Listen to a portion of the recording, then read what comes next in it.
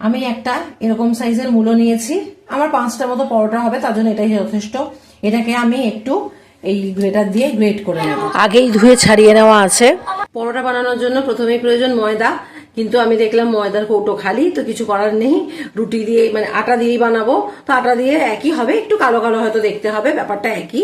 তো আমি আটার মধ্যে ময়দা যেমন ভাবে মাখে সেরকম ভাবে চিনি, নুন আর সাদা তেল দিয়ে নিয়েছি। এবার এটাকে আমি একদম মেখে ডো তৈরি করে নেবো। মূলোটা গ্রেট করে নিয়েছিলাম, 5-7 মিনিট রেখে দিয়েছি। মূলো থেকে দেখো প্রচুর জল বেরোবে, এরকম ভাবে এটা থেকে জলটা আমি চিপে নেব, ভালো করে চিপে নেব যাতে একটু জল না থাকে এর মধ্যে। দেখো মূলোটা একদম ঝুরঝুরে হয়ে গেছে, এর থেকে সব জল চলে গেছে। এবার এর মধ্যে ঘরের থাকা সাধারণ কয়েকটা মশলা মিশিয়ে নেব। প্রথমে দিলাম অল্প একটু কালো জিরে, শুকনো খোলায় ভেজে রাখা লঙ্কা আর শুকনো লঙ্কা আর গোটা জিরে ভেজে, শুকনো খোলায় ভেজে আর এটাকে গ্রাইন্ড করে রাখা হয়েছে, এই মশলাটাও দিয়ে দিলাম। দিয়ে দিলাম পরিমাণ মতো নুন, কারণ অল্প নুন কিন্তু দেওয়া রয়েছে আমাদের ওই আটা মাখাটায়, বা ময়দা তোমরা ময়দা মাখবে। আর এর মধ্যে তোমাদের ধনেপাতা থাকলে ধনেপাতা কুচি দিতে পারো, কেউ জোয়ান দিতে পারো, দিলে ওগুলোতে খেতে কিন্তু ভালো লাগবে, কিন্তু আমার কাছে নেই। আমি এই কটা মশলা দিয়ে এটাকে মেখে নেবো। তো দেখো এটা একদম মাখা হয়ে গেছে। এবার হচ্ছে কি, আমি যে আটাটা মেখে রেখেছিলাম সেটাতে আমি লেচি কেটে নেব। এই যে এটা মেখে একটু তেল মাখিয়ে রেখেছিলাম, এটা লেচি কেটে নেব।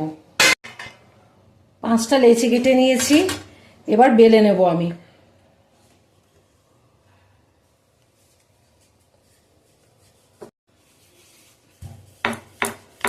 একটু আটা দিয়ে খানিকটা আমি বেলে নেব।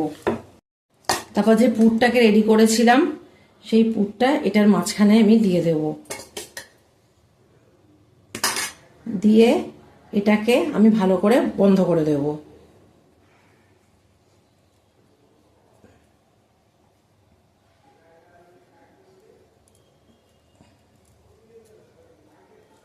এরকম করে বন্ধ করে দিলাম, দিয়ে এটাকে প্রথমে হাত দিয়ে চেপে চেপে একটুখানি বড় করে নেব, তারপরে হালকা হাতে বেলে নেব, বেশি চাপ দিলে কিন্তু ফেটে যাবে।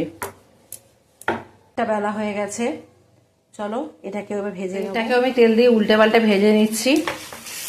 তোমরা পরোটাটা যতটা সম্ভব মানে বেলে বড় করা যায় ততটাই করবে, বেশি চাপাচাপি করলে কিন্তু ফেটে যাবে।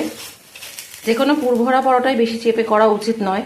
আর তাছাড়া এই মূলোর পরোটাতে তো মূলোটা যতটাই জল ঝরিয়ে নিতে পারবে ততই ভালো, না হলে হচ্ছে মূলোর ভেতরে একটু জল থেকে গেলেও না বেশি ফেটে